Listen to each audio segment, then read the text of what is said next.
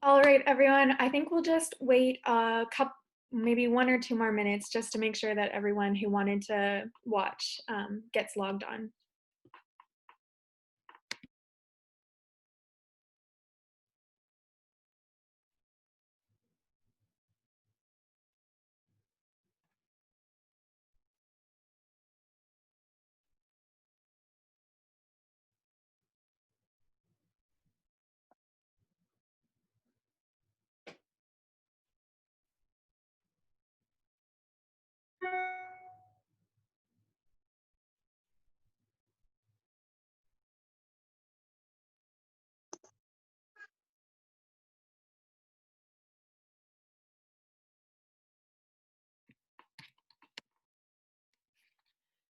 Okay, so with that, I guess we'll get started. So first of all, hello everyone, and welcome to the All Candidates event regarding the candidates' views on and strategies on climate change.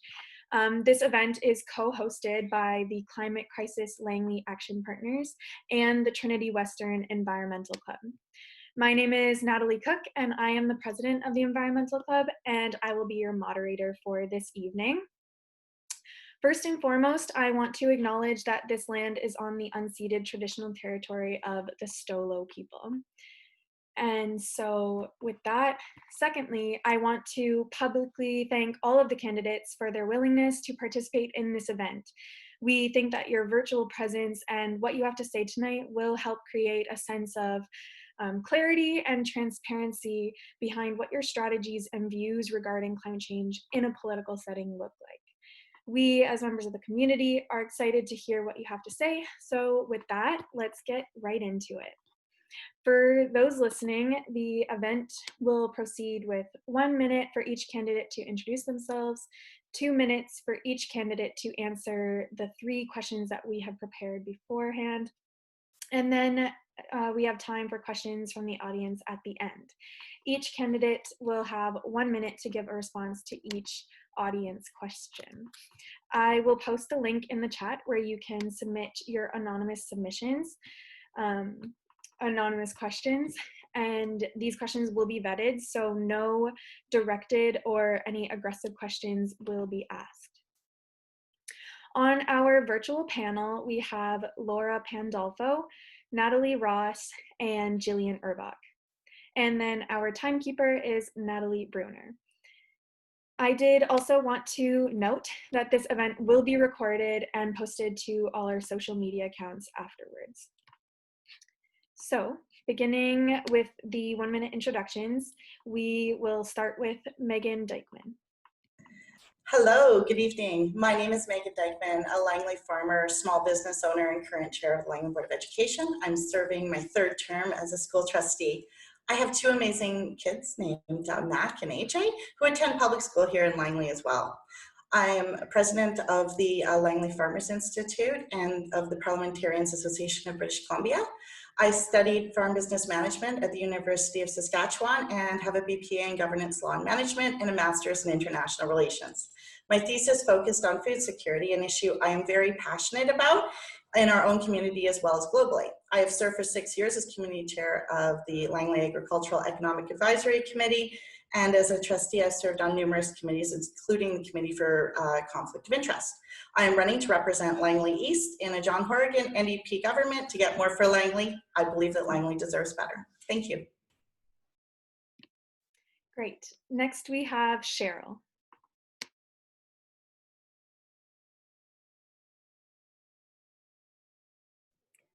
I was told I was muted. Am I good now?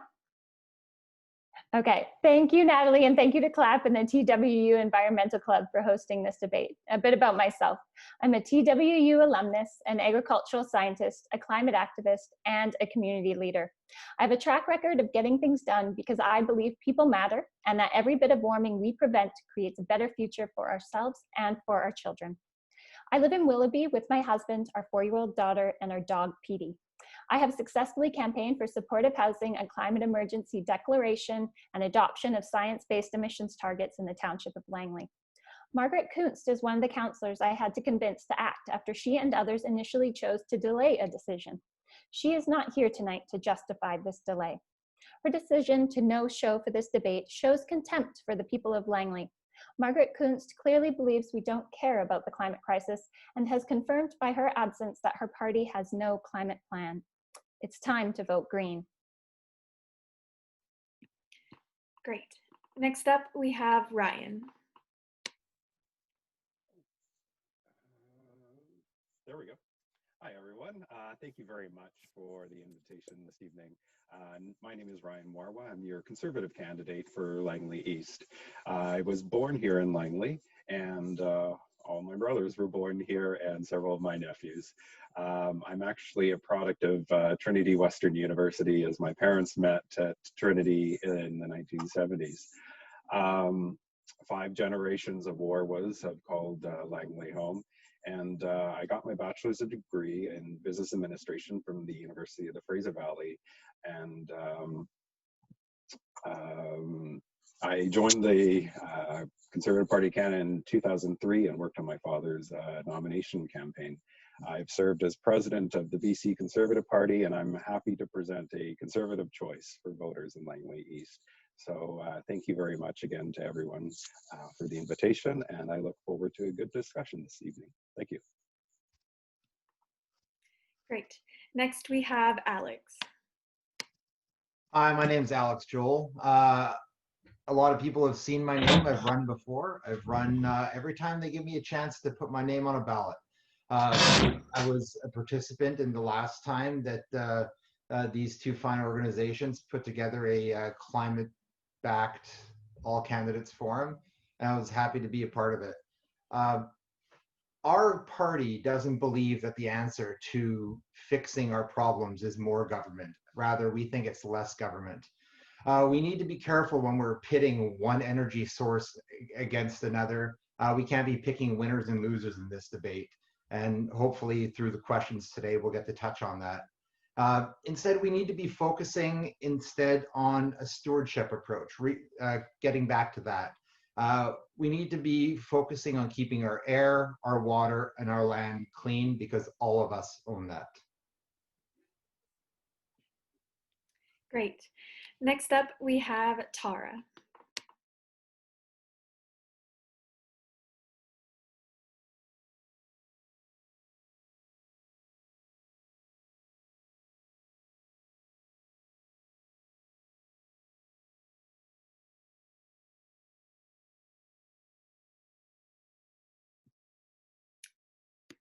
Okay.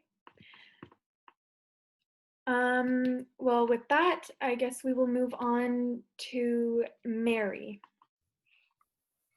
Hi, everyone, and I'll start by acknowledging that I live and work on the traditional territories of the Katzie and the Kwantlen First Nation.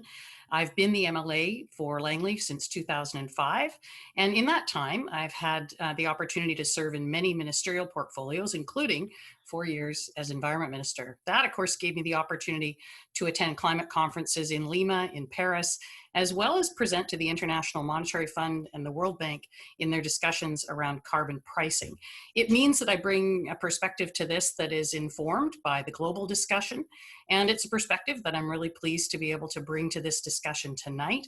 I want to thank you for hosting this event. Certainly look forward to the discussion and debate, and especially to your questions. Thank you very much. Great. Next, we have Andrew. Hi, so I'm Andrew Mercier. I'm the NDP candidate here in Langley. I'd like to begin as well by acknowledging that we're on the traditional territory of the Katzie and Kwantlen First People. And Langley is my home. It's where I grew up, and it's where my wife and I have chosen to raise our daughter. And this election, we have a very important choice to make here in Langley. Over the last 3.5 years, a BC NDP government has invested significantly in Langley. We've invested over $25 million creating new childcare spots and reducing fees in this constituency. We've made a commitment to contribute $29.3 million to the Langley Memorial Hospital upgrades. And if we're re-elected, we're going to make sure that we build the SkyTrain out to Langley to help decongest our roads and create a whole slew of green jobs, as well as build a brand new hospital right across the street in Cloverdale. So I hope over the next hour and a half or so, I can earn your trust and your vote. Thank you. Great. And then lastly is Bill. Well, thank you for organizing this meeting and inviting me to participate. My name is Bill Masse. I'm the BC Green Party candidate for Langley. I'm retired. I was an economist for Department of Fisheries and Oceans for 30 years. And my wife, Kathy, and I have lived here in Langley for 22 years now. I became involved with the Green Party because, to me, it's the only party that really has a focus on making the future better for all of us. The other parties can't see much further past the next election, and if they do try to look to the future, very often they're looking through the rear mirror. So I hope that tonight that Cheryl and I will show you tonight that the BC Green Party is the only party you can really trust for meaningful climate action.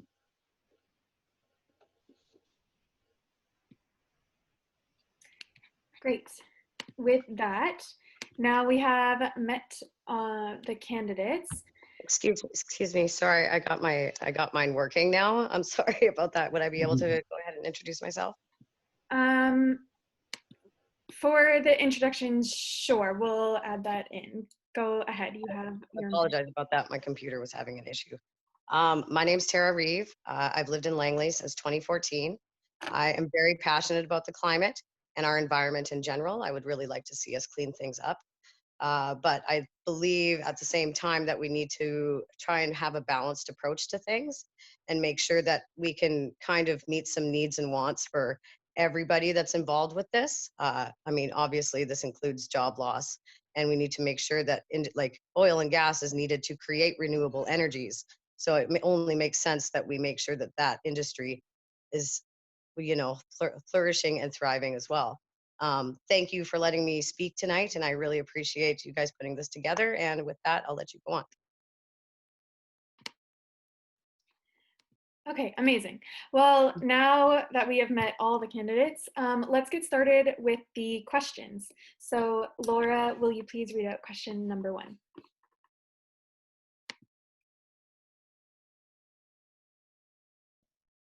Didn't know I could unmute myself. Okay. So, old growth forests are crucial habitat for endangered species like woodland caribou and northern spotted owls. They also play a key role in our tourism industry as well as the fight against climate change. However, our current government continues to allow the logging of the 3% of old growth forests that remain in BC. What will you and your party do to protect these important forests? Cheryl, you may answer. Okay, thank you. Right, so yes, you're absolutely right. Our old growth forests are so important, and we have very few of them left. So the Green Party has been actually pushing the NDP hard on this for the last 3 years. They want to put an end to old growth logging. At some point, we're going to have to stop anyways. Either we're going to cut them all down, or we're going to leave a few and transition. But either way, we have to make that transition. So not only does the Green Party want to put an end to old growth logging, but we also want to find ways to make products, make value-added products with the raw logs that normally we would just export out of the province, and make value-added products here, which would create more jobs, of course, which everybody, of course, is very concerned about.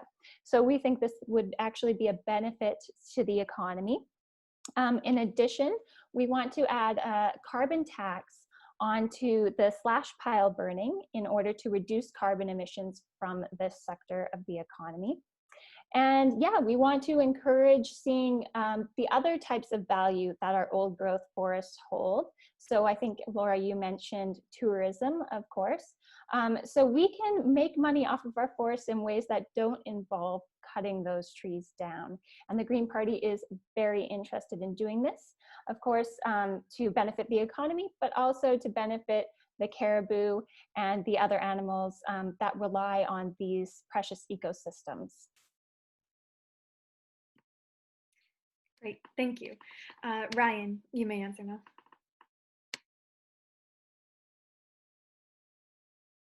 Sorry, just had to unmute myself there.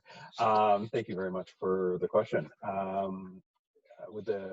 As the conservative candidate, definitely protecting old growth forests is something that is a concern of mine, especially if there's only 3% left of our old growth forest. That's something that we need to conserve.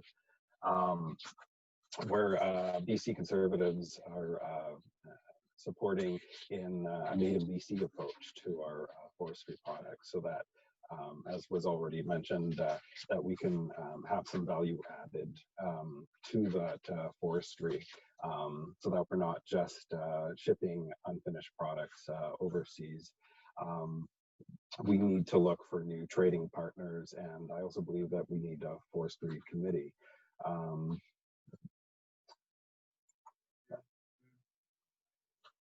Sorry, we're also going to conduct a public review of the Crown Forest land tenures, and where appropriate, modify or change forms of the tenure to ensure wealth and employment generation through the provincial communities, and to ensure that the maximum proportional industrial forest resources are processed within the province.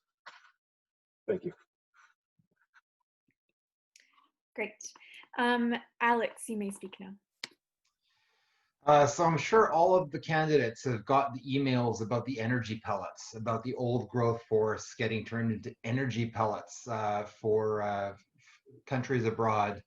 Now, I do admit this is the first time I've heard of this product and in this process. Our party leader, Don Wilson, spoke yesterday. He was live streaming the debate because, of course, you know, not all party leaders were invited to the debate. But his response to this was absolutely that we are against it. The Libertarians, philosophically, we're usually against banning things. We're against the government stopping people from doing things.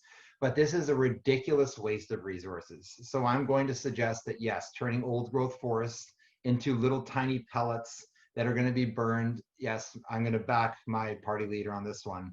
As far as logging in general in our province is 94% owned by the government. And I think we can all agree that our governments have done a very poor job of being stewards. What it's time to do is to really drive down and see what the industry will do when they have a vested interest in keeping our resources sustainable. When we don't have special interest groups lobbying for special access, we need to start allowing private access, not just through the tenure process that we currently have, because it obviously isn't working. It's time to let industry take control. I absolutely believe that private property is the way that we will see our environment taken care of. Thank you. Great. Next up, we have Tara. I am in agreement with Cheryl that we need to stop sending our raw logs overseas to be processed. We can very well be doing that here, especially when people are losing jobs. I would also like to add that I would try to support legislation that would push the forestry industry into second growth forests as opposed to old growth. That way, obviously, it's an already pre-lumbered area and it's not disrupting the unique biodiversity that is of old growth forests.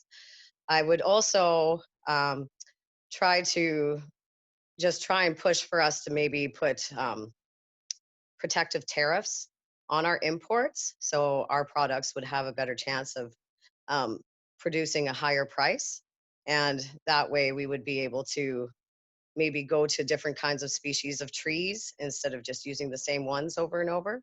There's lots of different options. There could also even be alternatives to wood, like you could maybe use bamboo, like grow bamboo in a greenhouse and grow that. I'm not sure how much that would need to be produced in order to replace what we have, but there's lots of alternatives and options to go for, as well as doing second growth forests to protect our old growth.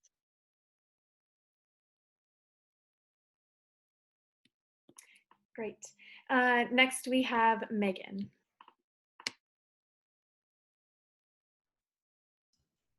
Okay, thank you. So as I was mentioning, BC NDP government will continue to protect more of BC's old in collaboration with leaders, labor, industry, and environmental groups. We will implement the recommendations of the old growth strategic review to protect further old growth stands, in addition to the 353,000 hectares we protected in September. Concerned by the recent media report about logging. And any company operating in BC is held to a high standard. And if there are instances of rules not being followed, then the provincial government has recourse to investigate. The BC NDP firmly believes in protecting and preserving the biodiversity in old growth forests. Thank you. Thank you so much. Andrew, you may speak now. So to get directly to the question, look, we have a plan. We have immediately protected 353,000 hectares of old growth forest. We're currently in the middle of a consultation process with Indigenous leaders, with business and labor for a sustainable process to manage our old growth. The sustainable management of our forests is key, not just to our identity and climate preservation, but also jobs. Forestry is an incredibly important driver of the local economy here in British Columbia. So last year alone, we planted 300 million trees, and this is an approach we need to continue. We need to look at the interests of all stakeholders, including Indigenous leaders, and we need to ensure that everyone is on board. So thanks a lot. Thank you. Next up, we have Bill. Thanks. Yeah, so I think we absolutely have to protect our old growth forests, but I'd also like to pick up on this idea of value added. I think our forest industry is at a turning point, and there's a huge opportunity there because we have low timber low timber supply going forward, and it's chasing all the big corporations out of the province. They're because their business model has been on producing 2x4s, massive production of 2x4s with very little value added. And if we were to take the subsidies that we're giving to the fossil fuel industry and use that to invest in rejuvenating our forest industry and create opportunities for more value added. And the other part of it is that these corporations, there's about 5 of them that control 80% of the tenures. And if that could be all broken up and assigned to communities and small operators that were producing value added projects, and there's zillions of things that can be used with trees with much less, much lower volumes of timber, and which could be harvested selectively. And it would be a sustainable industry. It would be wonderful as a transition away from fossil fuels. It would provide a lot more employment for workers. It would rejuvenate communities all over the province, including Indigenous communities. And I think we have to do that. I think that's where we should be going and stop subsidizing fossil fuels. Great. And then next we have Mary. Thank you. I don't think you're going to hear anybody say they don't want to protect old growth forest. It's what all of us want to do. In British Columbia, we have the largest protected areas system of any province in Canada. In fact, it's second only to the federal system of national parks and protected areas. So we certainly have a lot to be thankful for here. But how do you protect the old growth forests? It isn't just about the regulation of them. We want to do this in the way that will help our forest industry to survive. Then we have to get at the root causes. The industry has gone from being one of the lowest cost producers in the world to being one of the highest cost producers in the world.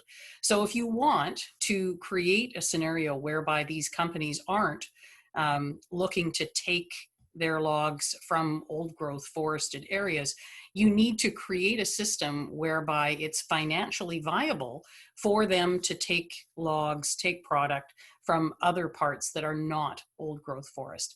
I think that means you have to start looking at the way that our stumpage system works. It has not been addressed for many, many years. And fundamentally, no matter what you do as a government, if you're going to address the protection of old growth forests, it's got to be on a basis that keeps the industry sustainable and functioning, because we are in direct competition. Those companies that Bill mentioned, very many of them are now located in the US, and that's our direct competition. So you have to make it financially viable. Look at the stumpage. Great. So with that, we'll just move on to the next question. So Natalie, will you please now read the next question? Okay, question number 2. Between 1980 and 2014, an average of 9.6 million adult sockeye salmon returned to the Fraser River. This year, just over 280,000 returned. From salmon farms to climate change, our wild salmon, a pillar of this province, are under attack. What will you and your party do to protect them and their habitat? Ryan, we'll start with you this time. Thank you. The Conservative Party BC, so we want to maintain and protect the integrity and productivity of the Crown Forest land base to generate wealth through forest products, including wood for industrial uses, wildlife, water, and the fisheries range. And that's where I'm tying that back into the fisheries. Definitely a lot of our local population depends on the fishery, and so we need to ensure that that is sustainable in the long run. We also believe that will restore the integrity and capability of the BC forestry and fishery system to accurately inventory our resources, including accurate measurement of the forestry and fisheries.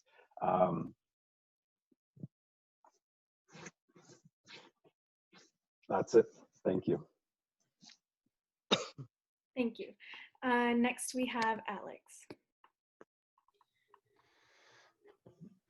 So this is a major issue for any libertarian philosophically. I mean, we have these resources in BC that we don't have anywhere else in the world. And one of the main reasons why you would see it depleted is because people don't value the sustainability of it. So what we need to do is we need to really get private interests involved. We need to get stakeholders involved in really trying to drive the sustainability of it. One of the things that we have going for us is that we have some local environmental groups already doing a fantastic job, like the Nickel-Meckle Enhancement Society and the Langley Environmental Group, and we have that going for us. So what we need to do is we need to support them, and it doesn't necessarily have to be in extra funding. It just needs to be, government needs to stay out of the way, and we need to really empower people who are passionate about things like our salmon. I mean, granted, we have many other ways that we could benefit, aquaculture with fish farming. I mean, I think that is really the future, and anyone who doesn't think that that's the future is ignorant.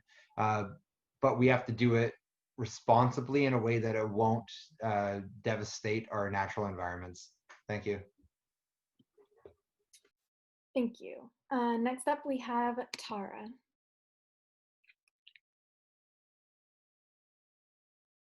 All right, I would definitely want to look into the salmon farming issue. I don't like how the salmon are being farmed in the ocean. I believe they actually released a bunch of farmed salmon into the ocean, and that actually encroaches on our wild salmon's habitat. And obviously that could be kind of like an invasive species and basically overtake the wild salmon. So I would like to look at salmon farming. I don't think that is a sustainable solution. I would also like to protect their rivers, like clean up the Fraser River. The Fraser River should be free of pollutants so they don't die and they don't have issues getting up the river. It's very polluted right now, as far as I know. Like I live in like Fort Langley area, and you can't swim in the Fraser River. And I imagine that's not very safe or very good or healthy for the salmon that live there or swim and migrate there. I would also want to take a look at fisheries. Overfishing obviously is reducing fish populations exponentially, and that's something that we all need to be concerned about and look at. Great. Next up, we have Megan. Wonderful, thank you. So BC NDP government created a Clean BC plan back in 2018, working with all levels of government, Indigenous communities, business, and other parties, including the BC Green Party. And that party, that document was committed to putting together the greenest plan possible for our economy. And one of the things that the BC NDP is committed to is protecting clean water in BC by creating a watershed security strategy to plan, manage, and protect local watersheds for public good, and creating good local projects that create sustainable local jobs. And these are all in the mind of looking at a wider picture with the environment. The sockeye salmon number drops are a significant concern for the BC NDP, and that's reflected in the Clean BC plan with a commitment to address those environmental concerns. Great. Next up, we have Cheryl. All right. So thank you, Natalie, for this question. Of course, our salmon populations are so important for many reasons, including the fact that they, many Indigenous peoples and just people of all kinds rely on the fish for their livelihoods. Of course, they serve an important function in our ecosystems as well. They feed the southern resident killer whales, for example, and the nutrients from the fish when they die go into the soil and feed our trees. So we absolutely need to take care of our fish populations and a number of endangered species here in the province. And so to do that, the BC Green Party will be enacting endangered species legislation. That's something our province very much lacks. In addition, we're going to take action on the fish farms. So we would like to remove the tenures for open net fish farms and incentivize land-based fish farms. In addition, we think it's important to fully implement the recommendations from the Wild Salmon Advisory Council and the Cohen Commission. We have a lot of information out there already on what we need to do, and we really just need to get around to implementing it, something that the NDP has been slow on so far. So the Greens are looking forward to getting to work on this. Thank you. Great. Next up, we have Bill. Thank you, and that's a really good question. I mean, the salmon have been iconic. It's just part of our whole beings in British Columbia, and there's no question that they're in big trouble. Our MLA Adam Olson led an effort in the legislature to develop a salmon strategy. And to solve this, we're going to have cooperation with the federal government, of course, because it's a federal, they have federal jurisdiction. Am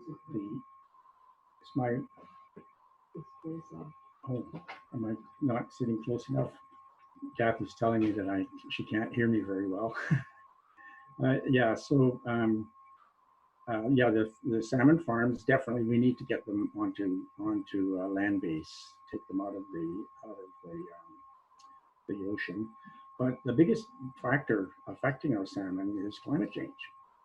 You know, I mean, I've seen all kinds of studies that are showing that regardless of what we do in the rivers to improve their habitat, and that the returns from the ocean are just keeping going down and down and down. And this is before they even get to the salmon farms.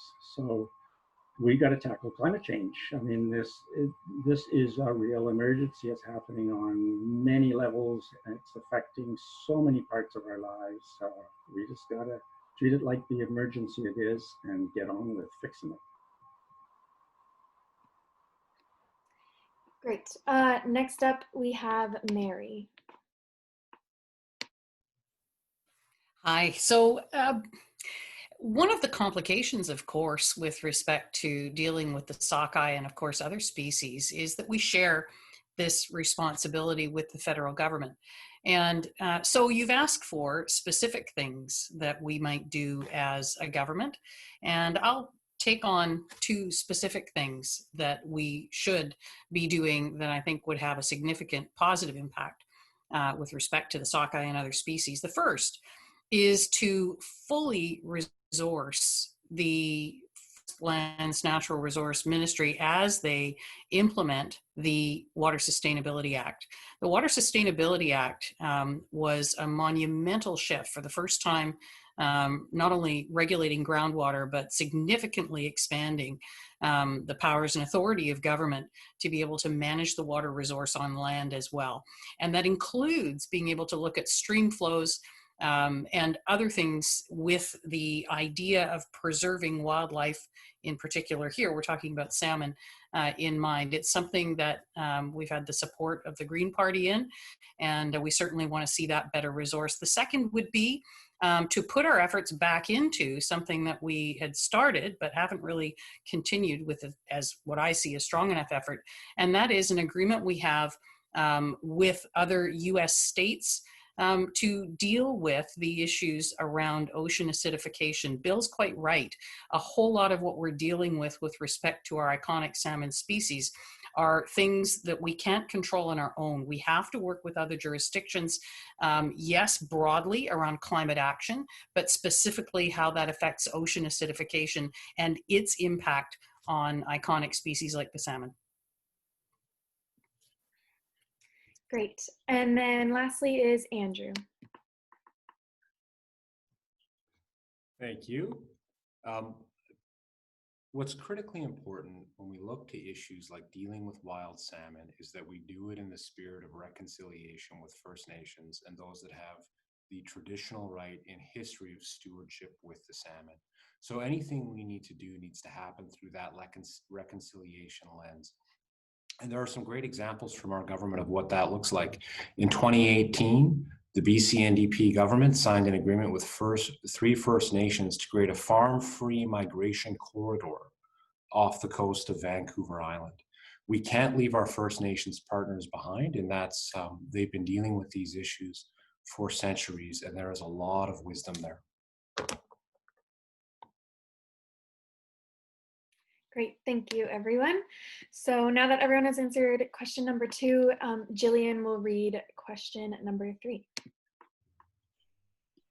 All right, so the oil and gas industry is the largest emitter of greenhouse gases in Canada, responsible for 27% of total emissions in 2017. So it's crucial that we move away from these industries. What will you and your party do to help and support Canadians transitioning away from these jobs and on to greener careers? Alex, you may start us off.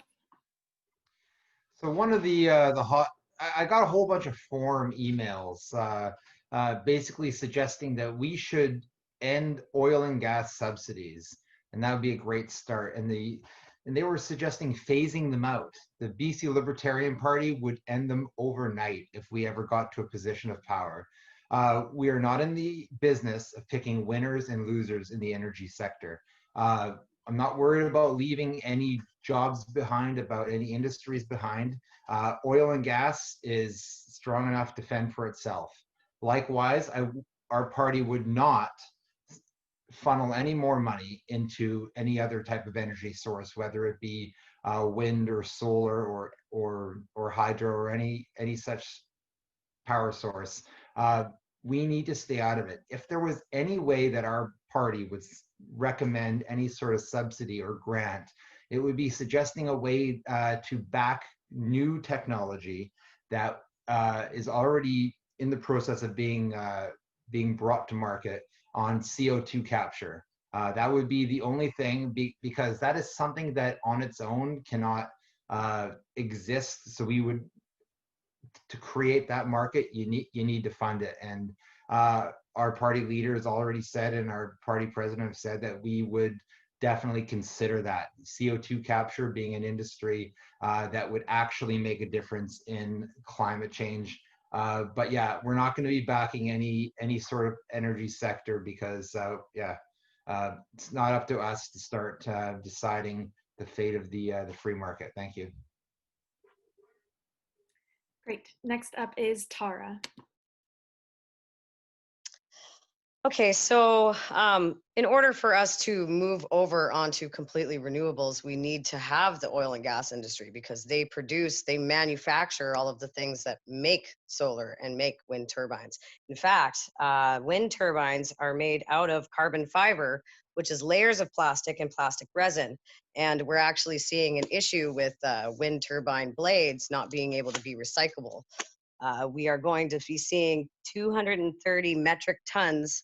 Oh wait, no, that's the wrong one. It's not recyclable, and there's tons of them that are, oh, there we go.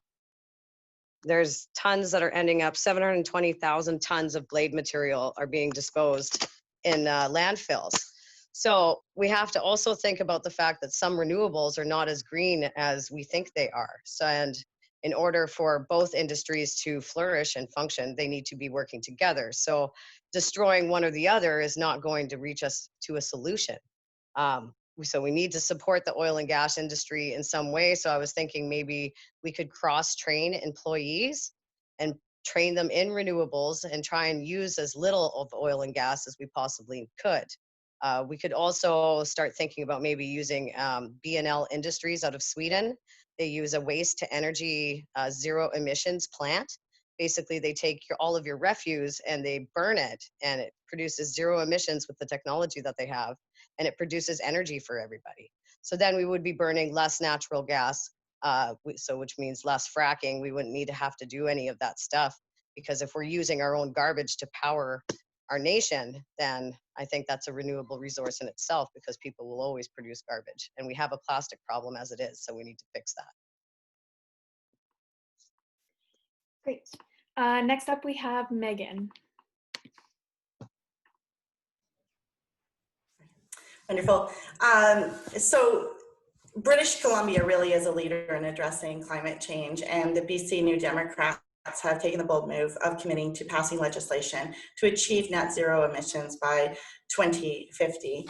And with that, we have demonstrated a track record of working with industry to help make businesses in BC the cleanest in the world, including working with a Climate Solutions and Clean Growth Advisory Council, which have actually just completed a 2-year term. And in 2020, a new advisory committee will be established to help provide independent advice to government to strengthen our actions moving forward. Thank you. Great. Next up, we have Cheryl. All right, and thank you for that question, Jillian. So I find it interesting that Ms. Dykeman says that the NDP has been bold. I guess they have been bold because they've increased subsidies to oil and gas by 79% in the last 3 years.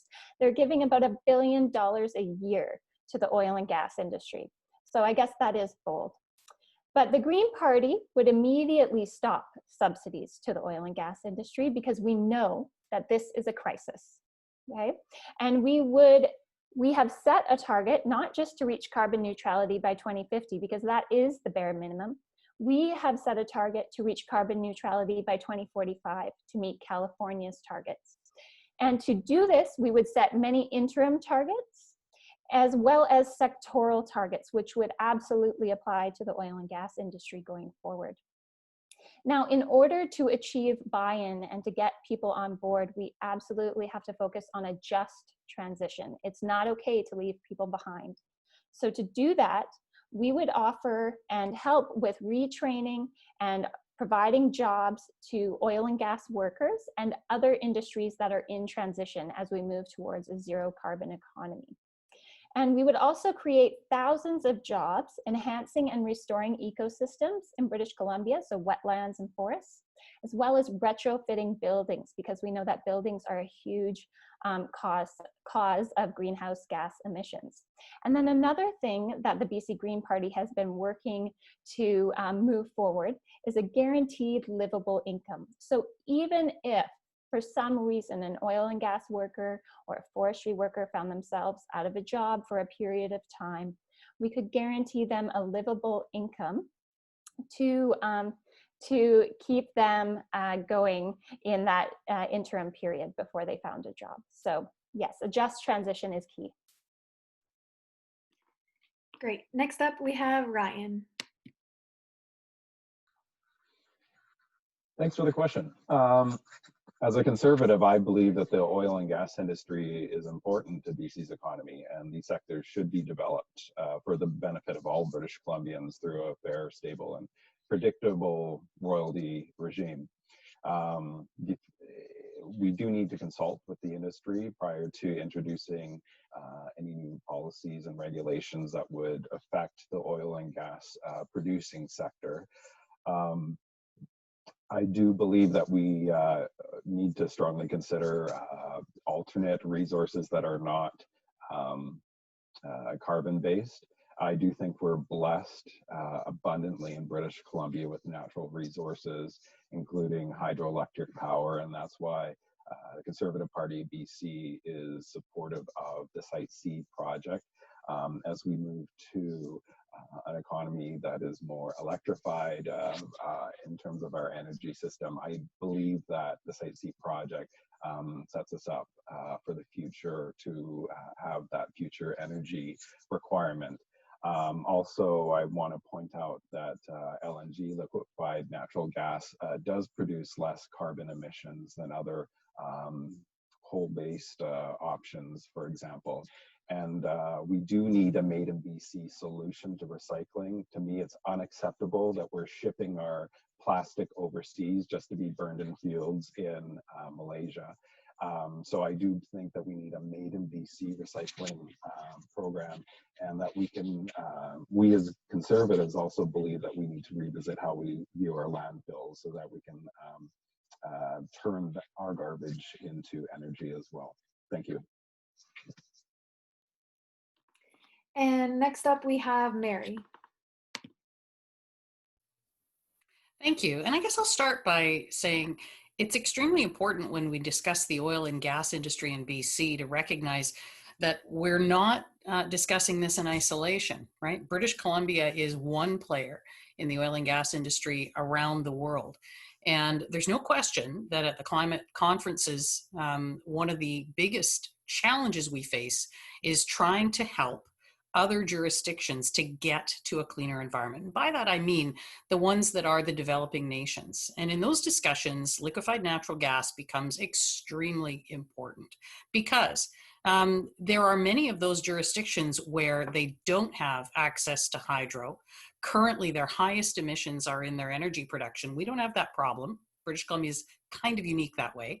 And they don't have the potential for large-scale renewables for a good 10, 20 years.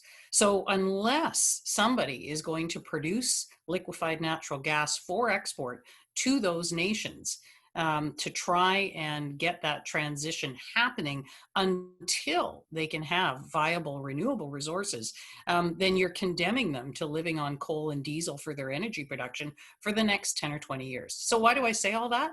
You asked about how we transition workers. I haven't heard much talk about that.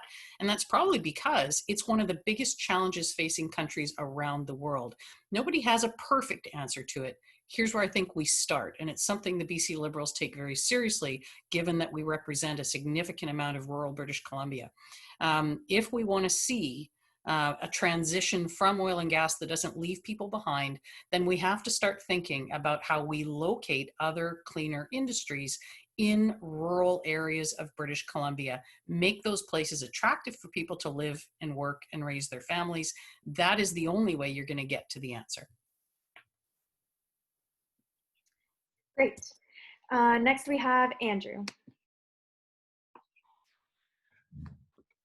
Thank you for the question. So recently I was reading Mark Jackard's new book, Climate, on a Citizen's Guide to Climate Success. And one of the points that he makes is that we can't be pulled into false dichotomies, and we have to look at practical solutions. Because at the end of the day, if we have a solution to the problem that's not practical, we're not going to get anywhere. We're not going to have the buy-in to implement it.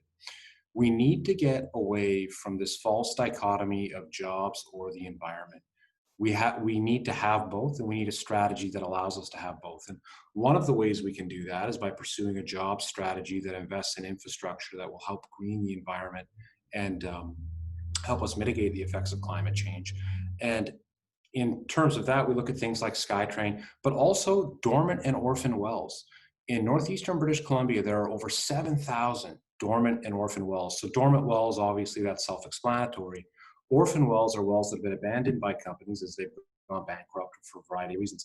It's one of the single biggest climate liabilities of that industry. So I'm proud of the work that Bruce Ralston has done, the Minister of Energy, Mines and Petroleum Resources, in securing funding from the federal government from the recovery funds to clean up dormant and orphan wells in northeastern British Columbia.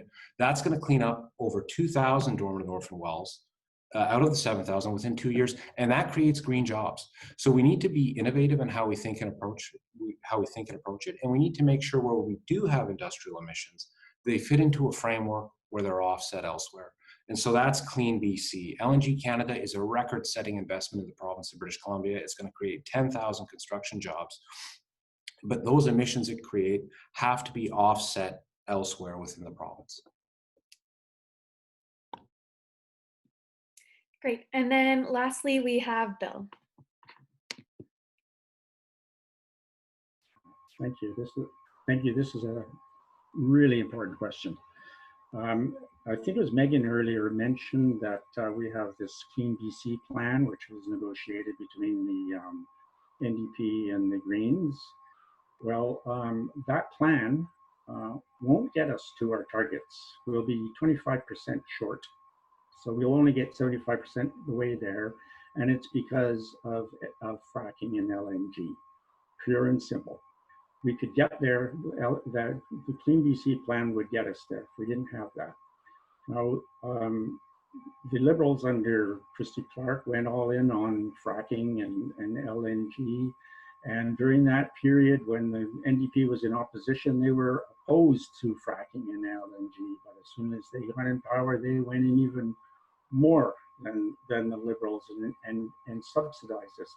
This is the worst part about it. It's one thing to approve something like this, but this is our gas, and it's subsidized to the point that instead of charging these international companies, because LNG Canada it's not a Canadian company, it's a huge conglomerate, mostly of Asian companies, and we're saying to them, instead of having them come and have the gas on our terms, we're paying them to come and get it.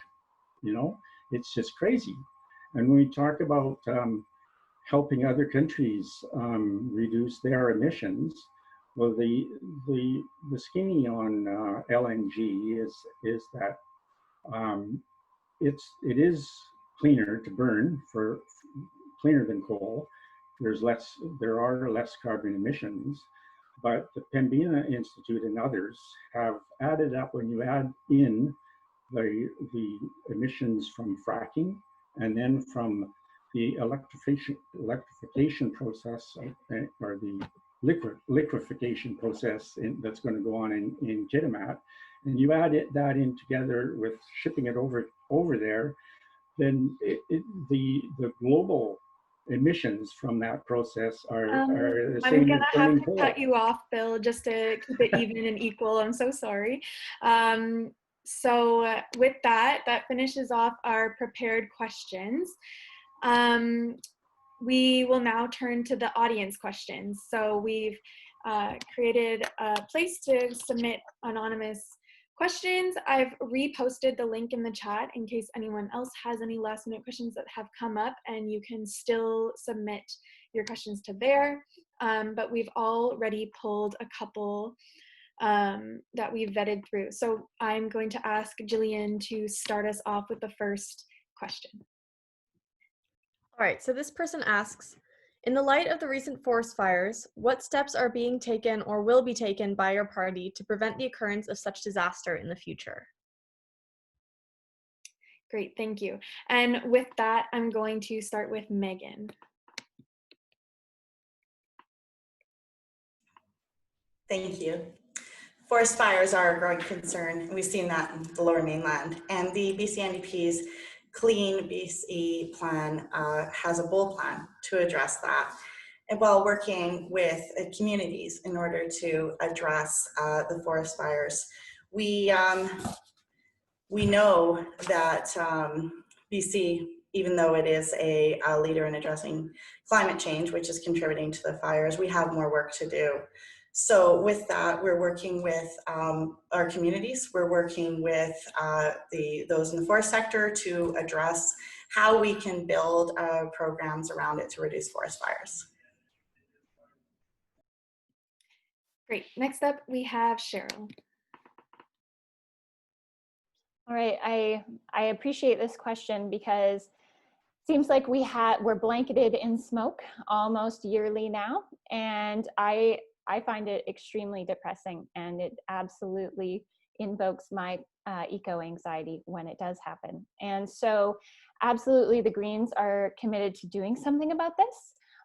The biggest one is to actually do something about the climate crisis and get to zero carbon emissions, get to carbon net neutrality by 2045, stopping oil and gas subsidies, as I mentioned already. That's all huge. Another big one is actually, so even under the NDP government, we currently spray thousands of hectares of our forest with glyphosate, which is the active ingredient in Roundup. And this kills the broadleaf trees, and this actually increases the severity of the wildfires. So absolutely, the Green Party would stop the spray if it were up to us, if elected. Great. Next up, we have Ryan. Thanks for the question. Yes, certainly the forest fires are an impact to all of us. I know myself this summer out in the Okanagan, there was the fire right in Penticton across Gaha Lake from where I was staying. And so it is unfortunate that that seems to be a regular occurrence now the last several years. And to the point, I believe that we have to look at our carbon emissions. And that's why I'm in favor of having better public transit out here in Langley-East. I think for far too long, Langley-East has not got its fair share of investment in public transportation. And through that public transportation, I personally support Rail for the Valley. The line already is there. And I think it's very feasible and economical to bring it back. So I believe that in reducing our carbon emissions, we can help protect our forests for future generations. Thank you. Great. Next up, we have Alex. So I know Cheryl touched on the spraying issue. It's something that I'm not overly familiar with, but we do have a member in our party up in the Prince George area who does work in the lumber industry, and he's given me the advice that the Libertarian Party should absolutely not so much ban spraying, but find the root of the problem. And the root of the problem is that the government gives the benchmark for these lumber industries, these timber industries, to reforest, and they do it in the cheapest way possible. It's a monoculture reforestation, and part of that problem is now that they're very susceptible to not only pests but also to forest fires. So the government has again been a very poor steward. Their own laws have created this problem. So it's just a classic example of I'm running out of time, but I'm just going to reiterate that forest fires are not a climate issue. Yeah, thank you. Time's up. Thank you. Thank you. Next up, we have Tara. All right, I am in agreement with Cheryl that we need to stop spraying glyphosate on our forest. It basically makes them like dry tinder, and they blow up in flames as soon as there's any lightning strikes or purposeful fires set. We also need to possibly take a page out of what our Indigenous people used to do back in the day. Before the summer hit, they would do controlled burns and make sure all of the dead foliage was burned off to make sure that the plants, when there is forest fires, it isn't just basically taking over everything and killing the entire forest. It usually can stop. Another thing that you could do is by digging dikes to make sure that when fires do start, you build a dike and then it stops where it hits that dike and it doesn't continue going and killing any more forest.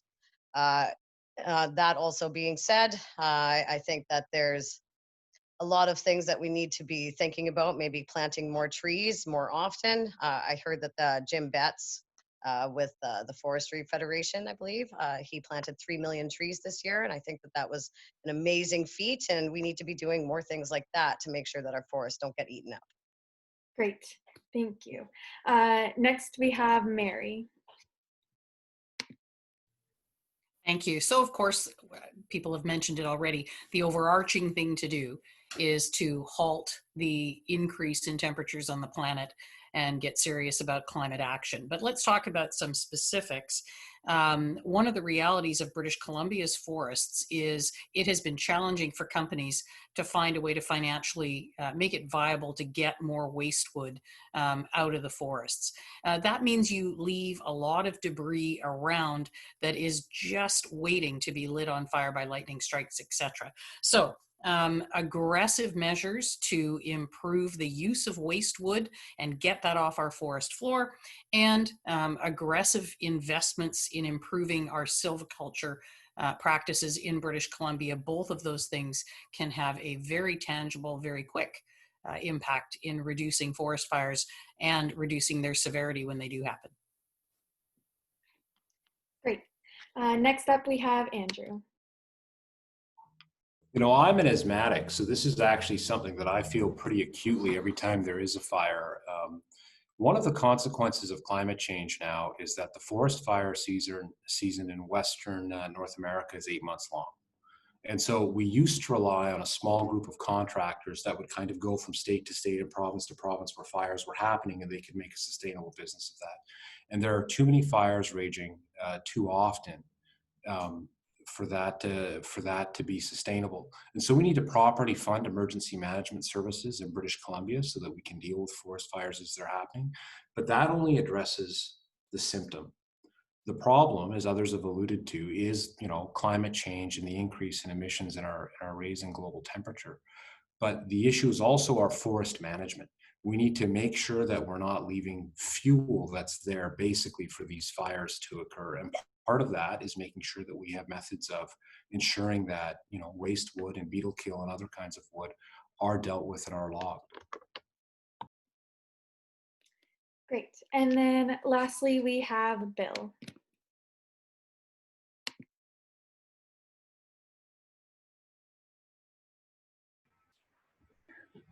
Yeah, thanks. Yeah, well, I think there's been lots of ideas around on this, and of course, we do have to note that this is another consequence of climate change. So we definitely have to address that the climate crisis. And the other part of it is we were talking about the forest management and clearing out all the waste wood and stuff. And maybe this is where Alex was wondering where he's going to get those pellets from. Instead of getting the pellets from live trees, maybe we can figure out a way to get an industry out of using some of that waste wood to make pellets. But we're going to have to, in addition to stopping climate change, we're going to have to do a lot to adapt to it. We're going to have to spend money, whether you know, in managing these forests so that we get rid of that all that fuel that's causing the wildfires. And, Great. So thank you everyone for that. We have a couple more audience questions to get through. Natalie, will you read us the next question, please? How will you support a transition into more sustainable forms of transportation in your riding and in Metro Vancouver? Great. So to start us off, we have Cheryl. All right, so this issue is absolutely personal for me as I drive the #1 to and from work every day when I'm not campaigning, of course. And it's often a disaster, and it steals time from that I could be having with my family. And that's why I'm frustrated that the Liberals and the NDP are proposing old ideas, so widening the highway, which means we'll have 6 lanes of a traffic jam instead of 4. And that's why the BC Greens are interested in investing in alternative transportation. So cycling, walking, transit, including rail. And this will have the effect of reducing people's transportation costs. We know that affordability is a huge problem. It will improve people's health. It will also reduce emissions, and it will increase the flow of goods and services on our highway, which will help the economy. So it's a win-win. And these are the true solutions to the problem. Thank you. Next, we have Ryan. Thanks for the question. This one is very important to me as well. My office is located in downtown Vancouver, and so to get there from here in Langley, really, if I can't take a bus to connect to SkyTrain, it's taking my vehicle. So to clarify, I do support widening Highway 1, but I think that's only one of several things that needs to be done. And I personally support bringing rail for the valley. Richard McBride, our former Conservative Premier, opened the interurban line. He used to be able to take a tram from Vancouver to New West and then transfer all the way out to Chilliwack. And that line still does exist. And so certainly I think it's one of the more economically feasible paths. And I do support the SkyTrain line coming out to Langley City. That still does not resolve the issue that Langley-East taxpayers are paying 18.5 cents a litre to TransLink and basically getting very little in return. So rather than Langley-East paying for all of Vancouver's SkyTrain lines, I will fight to ensure that we get rail for the valley in Langley-East. Thank you. Great. Next, we have Alex. All right, so we talk about widening the highway. Obviously, that's just going to encourage more cars to get on the road. One of the policies that the BC Libertarian Party is interested in is bringing back the tolls on bridges, bringing back the tolls on choke points like that, but also absolutely widen the freeway, but create express lanes and toll those. So if we're going to have induced demand, then we're going to also charge for it. So that is going to affect user behavior, but also it's going to help pay for the projects because we can't afford to add any more taxes to British Columbians. We talk about transitioning to electric cars. Well, I won't even begin to get into whether that's moral or not, but I think that the industry is doing quite well with the subsidies they have, and I think that any extra charging stations the industry will find a way to pay for itself. And as for mass transit, I personally have always been against these big, huge white elephants, but my party is definitely in favor of expanding SkyTrain. Thank you. Thank you. Next up, we have Tara. Well, I think everybody's kind of touched on exactly where my thinking's at with it. I do agree that we need to widen the highway. I have been stuck in traffic so many times on that highway, and idling cars obviously is not good for the environment. So the faster we get them moving, the better.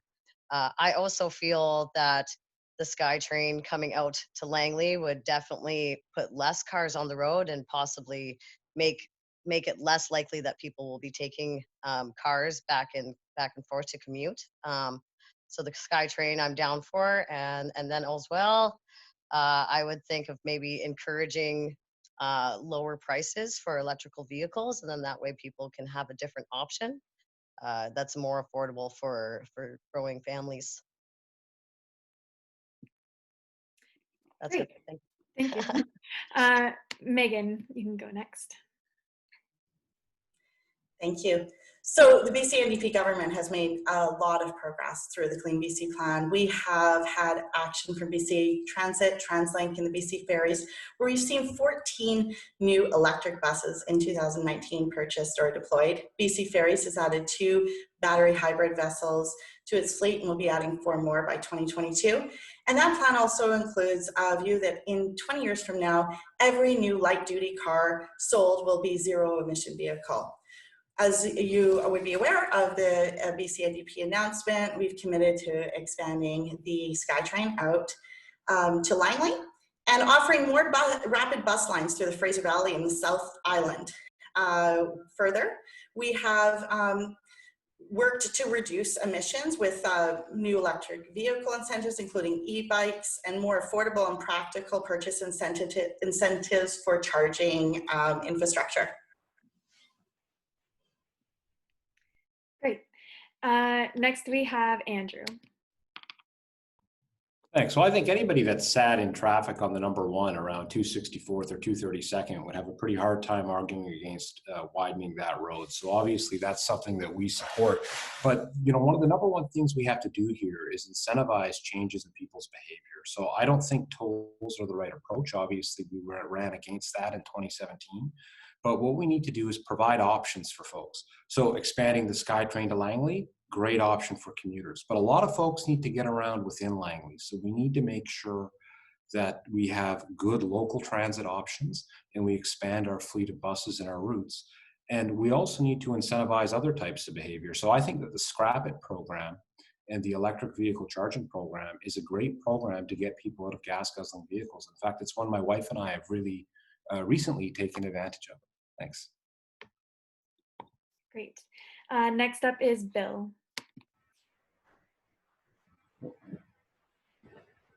Yeah, well, I think that Cheryl mentioned what we need is much more cycling, walking, and public transit. But a lot of that is going to have to take cooperation between provincial and local governments, because a lot of that is in the control of local governments. We need complete communities where people can meet what they need to get done, like by just walking or cycling, and not need to use their cars. So I think that that's one thing that if I was the MLA, I'd be working very closely with our local governments to make that kind of urban planning happen. As far as the widening of the highway, I'm quite conflicted about that, because I know in the long run we can't keep just widening the highway to, because that's failed all over North America. But as I understand, it's going to be a HOV lane, which will facilitate that bus service that now is very popular between Darwolf, Abbotsford, and Chilliwack. And I'm sure that moves as many people as a lane of the freeway anyways. Great. Sorry, Bill. Thank you. Next up and last is Mary. Thanks very much. Well, I think everybody agrees on the SkyTrain out to Langley. I mean, that is something that we've all been fighting for and hearing about since back in the days when Kevin Falcon was transportation minister. So yeah, that's how old I am. Nevertheless, buses have to travel on roads. And the only way we are going to effectively connect the valley with SkyTrain for the time being is if we do expand those rapid bus routes that Bill was talking about. Very popular, very efficient, and you need the wider lanes to be able to do that. We're going to widen that highway going out to Whatcom and therefore complete the vision that we started when we brought that rapid bus service to Carvolth. And there are other places that you can expand rapid bus so that you create some effective inter-suburban travel. And I'm lastly very proud of the work I've been able to do over the years with Township and with City to expand our cycling network in terms of smaller communities in the valley. We have one of the best cycling networks in Langley, and it's due to that really effective partnership. Great. So looking at the time, we're going to be asking only one more audience question. And that will come from Laura. Okay. So despite having the most biodiversity in all of Canada, and already more than 2,000 species at risk of extinction, the BC NDP government has decided to BC does not have any standalone law, species at risk laws to protect species at risk. So what will you and your party do to protect not only BC's wildlife, but the people, communities, and industries that depend on them? Thank you. First up, we have Ryan. Thank you. As the Conservative Party of BC, we will review all the existing wildlife and fishery policies and programs and modify or adjust as needed. We'll review organizational structures, staffing levels, and funding to ensure the adequacy and required for effective, efficient, and competent research, inventory, and management of BC's fish and wildlife resources. Given the geographic vastness and complexity of BC, we will increase enforcement, staff, and resources to match the task of overseeing compliance with wildlife, trapping, hunting, and fisheries regulations. We'll recognize the importance of hunters, trappers, and fishermen for BC's conservation, economy, and tourism, and will undertake to protect hunters, trappers, and fishers' rights. Thank you. Great. Next up, we have Alex. So after our initial pioneers came to North America, the American bison was an endangered species. And one of the main reasons that it is no longer endangered, they began to farm it. They started to cultivate it. Ownership and responsibility for that species brought it back from extinction. The same is going on all over the world. For example, with rhinos, you know, we have poachers that were an issue in African countries, and ownership of rhinos, farming them, brought them back. So no longer they're being pegged off one by one. So obviously we're not going to farm spiders and newts. So, you know, the millions of different species we have in North America. But this is a start. So we need to change the perception that we have of ownership of our environment. We need people to invest further, and that's why, again, I think aquaculture is the future for that. Okay, time's up. But yeah, there we go. Thanks. Thank you. Next up, we have Tara. Okay, I would absolutely support legislation that would protect at-risk animals and species that are in our province. That also being said, in order to protect them and make sure that it just doesn't go back to the way it was, is we have a human behavioral problem that needs to change. Humans, by their very nature, were very destructive. And I'd like to touch on the bison issue. That was actually them going extinct because of colonialism, because of people coming here and immigrating from Europe, right? And then they would kill all of the bison, and that starved out the indigenous people, and because that was their main food resource. So I think that humans really need to just start being better stewards of the land. And I mean, this conversation that we've had right here was very fruitful, and I've learned a lot. And I hope that we can take these things that we learn about and really truly apply them to the Legislative Assembly, if whoever does win, as long as we can make sure that we commit to those things. Thank you. Next is Megan. Thank you. Absolutely, protecting our wildlife is such an important thing, and the BC NDP is committed to that. And with the Clean BC plan, one of the highlights of that plan is increasing the protection of BC's cherished wildlife and habitats. And we've committed to working closely with neighboring jurisdictions to cooperatively develop and invest in new strategies aimed at better protecting our shared wildlife and habitat corridors. We've also implemented or committed to implementing some real common sense strategies like banning single-use plastics and working to create local projects and jobs to protect water as part of a strategy to work with the federal government to establish a watershed security fund. Great. Next up is Cheryl. All right, thank you. Yes, we have a lot of species at risk, and it's a real shame. And so the Green Party would absolutely commit to enacting endangered species legislation. In addition, I think I've already mentioned the jobs program we would establish to enhance and protect ecosystems. So that includes forests and wetlands. And then something that I think is very unique is the BC Greens would commit to a Made in BC environmental charter, which would lay out our rights to clean air, clean water, and healthy ecosystems. And then finally, we would dedicate the money that comes in from fishing and hunting license fees. We would dedicate that funding to wildlife conservation. So I think all of those things together would do very good things for the species at risk here in British Columbia. Great. Next up, we have Bill. Well, I don't know if I could ever say more than Cheryl did, and she probably said it way better than I could say it anyway. So yeah, we definitely need a Species at Risk Act. We have one federally, but not in BC.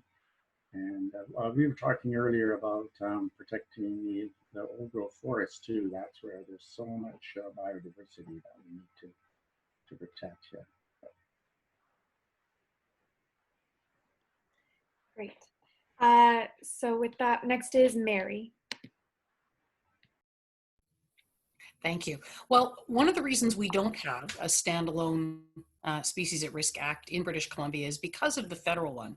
So British Columbia was the first province in Canada to enter into an agreement with the federal government under the Federal Species at Risk Act. That creates the framework through which the province and the federal government work together.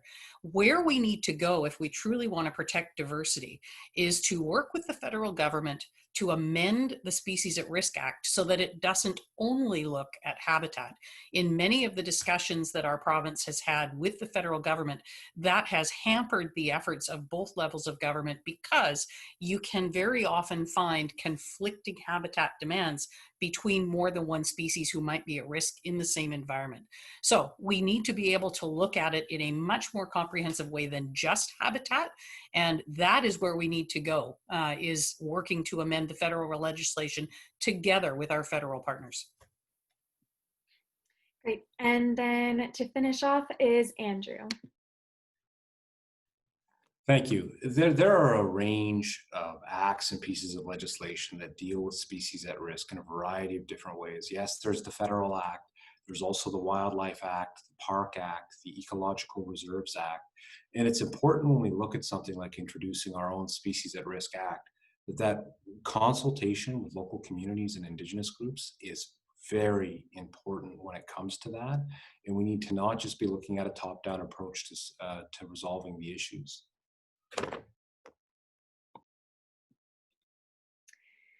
Great. So that just about wraps things up because as promised, the event will end at 8:30. I just wanted to say thank you to all who listened and to all the candidates who participated. We appreciate the time that you've taken to share your platforms and opinions with the community. If there's one thing that we can agree on after tonight, it's that with politics comes passion. And yeah, that was very evident tonight. A note for all the listeners is we encourage you to go to the Township of Langley's website to take the survey on climate action. This is an opportunity for the community to be heard, so please go share your opinion with them. They need lots of community feedback so they can shape their strategies and to incorporate what we as a community value. I'll put the link in the chat, and the deadline for that survey is November 1st. And with that, if you have any further inquiries, you can contact the candidates or CCLAP or TWEC for anything. So yes, thank you and have a good night.